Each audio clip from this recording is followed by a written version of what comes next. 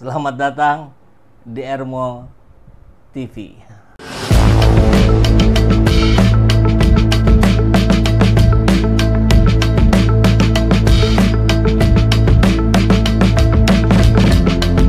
Bersama saya, Saiful Zaman, kebaikan yang terorganisir akan selalu mengalahkan kejahatan.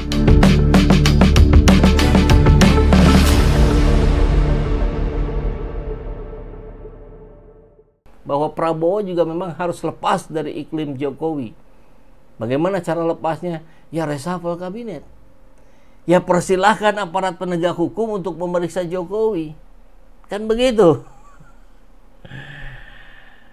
Ini disampaikan oleh Deddy Kurnia bahwa Prabowo harus menjaga marwah pemerintah dengan melakukan reshuffle kabinet. Begini, kita ingin rakyat menuntut pemerintah yang bersih, yang benar, yang bekerja dengan benar.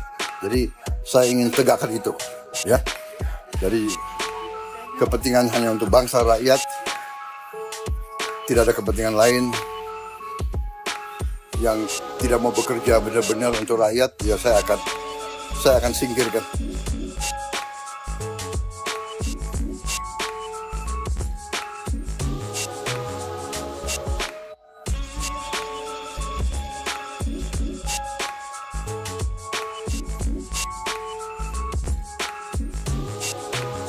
Siapa yang bandel,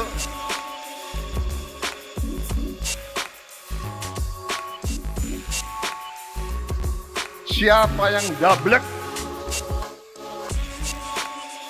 siapa yang tidak mau ikut dengan aliran besar ini, dengan tuntutan rakyat, pemerintah yang bersih, siapa yang tidak patuh, saya akan tidak.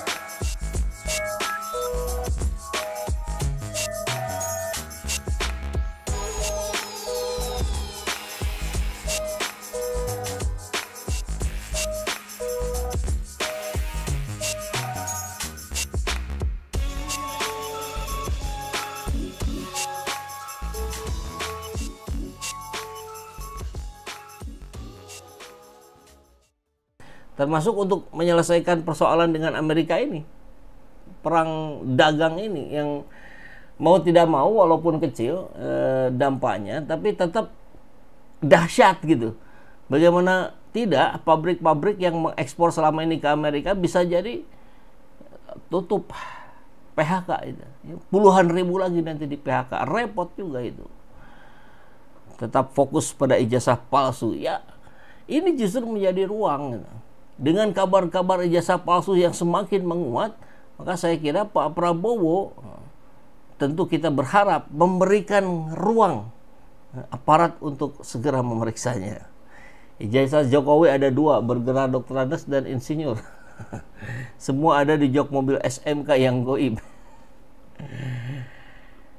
Tapi bisa dilihat oleh orang-orang PSI ya. Yang kita anggap goib itu mereka bisa lihat. Nah, termasuk ini, hadapi kebijakan Trump, Prabowo perlu rombak kabinet.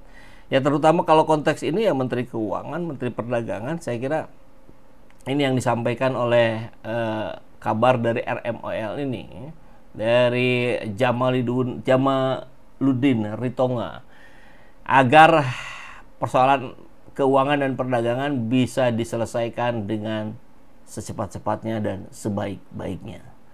Maka persoalan Joko Widodo ini tidak akan selesai kalau aparat penegak hukum tidak bergerak untuk memeriksanya. Seperti tayangan di sini juga, tambahannya kan sudah banyak. Ada metode ELA, ada metode deepface, ada metode itu platform-platform AI yang bisa membongkar kejanggalan-kejanggalan Jokowi, dan sudah versi media sosial. Tinggal sekarang yang ditunggu adalah bagaimana pergerakan dari aparat hukumnya, kan begitu. Seperti yang tampak di sini, foto-foto wisuda Fakultas Kehutanan tahun 85. Ada Harimulyono yang tadi ditandai bulat, ya. Kemudian ada kawan-kawannya yang lain. Di sini Pak Jokowinya nggak ada. Jadi foto Jokowi wisuda hanya ada di jajaran yang banyak kita lihat selama ini. Yang itu kemudian diasumsikan juga mengandung kejanggalan, ya. sebenarnya tidak ada Jokowi di situ. Kurang lebih begitulah ya asumsi-asumsi yang berkembang hari ini. Kita lihat bagaimana Hari Mulyono almarhum ini mantan suami, bukan mantan ya, suaminya Idayati yang hari ini menikah dengan Anwar Usman. Ini selalu mendampingi Joko Widodo di setiap acara-acara penting di Solo mungkin sebelum Jokowi menjadi wali kota dan setelah menjadi wali kota ya. Tapi di sini tidak ada foto Jokowi. Aneh bukan? Dolar menyentuh 170.000. Ya, betul. Hari ini tadi pagi kita dengar sudah menyentuh 17.000. 17.000 seingat kita itu ada di tahun 1998. 1997 saat krisis moneter. Tentu kita tidak berharap krisis moneter terulang ketika rupiah jatuh ke angka 17.000, bahkan beberapa ekonom mengatakan ini akan menyentuh angka 20.000, makin mengerikan. Bagaimanapun ini akan berdampak pada harga-harga yang semakin mahal.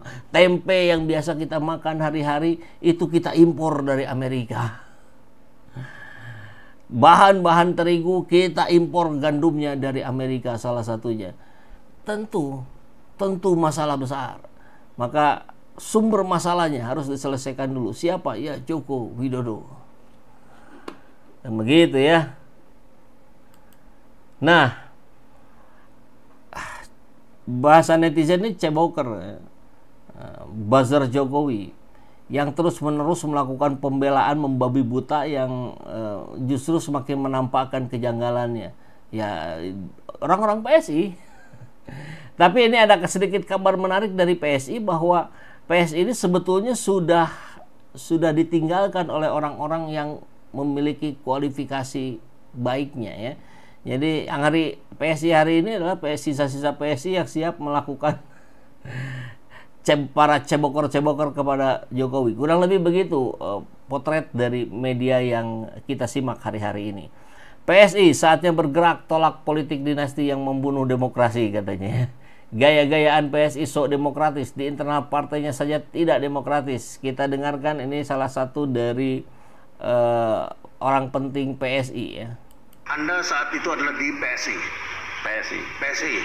Dan sekarang Anda sudah keluar dari PSI. Sudah, Pak. Jadi ada juga ya orang yang keluar dari PSI. Banyak, Pak. Oh, banyak. Jadi ada teman-teman itu yang memang keluar ya dulu bareng-bareng. Ada Asmi Abu Bakar, sekarang di PDIP. Michael Sianipar, sekarang di Perindo. Saya sendiri di Nasdem. Kita ini ya ada teman-teman yang sering ngobrol lah dulu. Ya, Guntur Romli juga Guntur ada. Romli pindah Ya. juga. Jadi banyak juga ya orang PSI yang keluar. Ini teman-teman saya orang PSI malah tunjukin. PDIP banyak yang keluar. Kombinasi dari semua itu, Pak. Memang kan Ketua Dewan Pembina itu punya otoritas tunggal. Dia begitu masuk Dewan Pembina, itu nggak bisa diganti kecuali dia mundur atau meninggal. Seumur hidup begitu. Seumur hidup. Itu bukan demokrasi dong kalau begitu. Memang tidak demokratis dari sisi itu. Agak sedikit oligak gitu. Anda saat itu adalah di PSI. Ya. PSI. Ini saya kira salah satu bukti bahwa PSI yang digadang-gadang sebagai partai anak muda yang mengadopsi istilah Jokowi kemarin partai super terbuka, tapi buktinya semua dalam kendali Dewan Pembina. Dewan Pembina kalau nggak salah namanya siapa? Giovanni ya.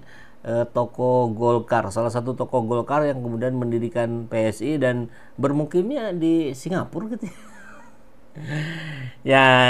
Kita lihat memang bukan hanya PSI, sebetulnya banyak partai-partai politik yang membuat kita miris.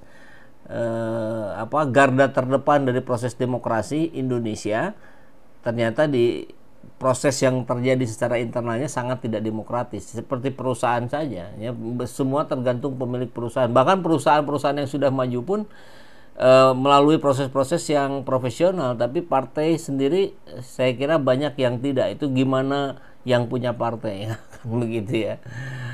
Ya, agak sulit kita harapkan, tapi tidak boleh putus asa. Kita terus menjadi pilar keempat demokrasi, media yang terus menyorot, yang terus berharap dan berupaya untuk meningkatkan partisipasi publik. Semakin tinggi partisipasi publik, saya kira proses-proses demokrasi semakin bisa dikendalikan. Kita harus optimis di wilayah itu ya. Dan kabar yang tak kalah menarik adalah Ya ini masih berkaitan dengan Jokowi tentu ya. Ada kabar IKN diserang tikus.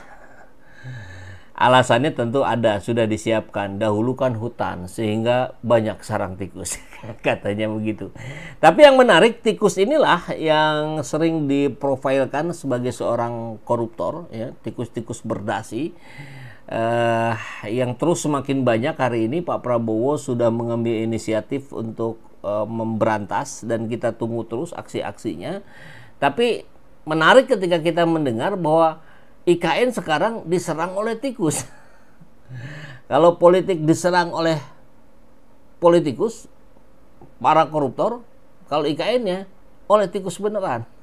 Apakah ini gambaran bahwa IKN juga tentu tidak bisa dilanjutkan karena dana hari ini harus diprioritaskan pada makan bergizi gratis, pada penanganan orang-orang ribuan, ratusan ribu, mungkin jutaan yang di PHK, pada orang-orang fresh graduate yang sulit mencari kerja, dan banyak lagi persoalan bangsa hari ini yang harus lebih diprioritaskan dibandingkan menyelesaikan IKN. Maka tentu kita berharap ya, cara-cara ini, cara-cara Prabowo merangkul Megawati ini bisa dilanjutkan, dan nggak apa-apa kalau efeknya membuat Jokowi semakin ketar-ketir, bahkan mungkin akan mengasingkan diri. Tapi sebelum mengasingkan diri, ya masuk dululah proses persidangan ya. Assalamualaikum warahmatullahi wabarakatuh.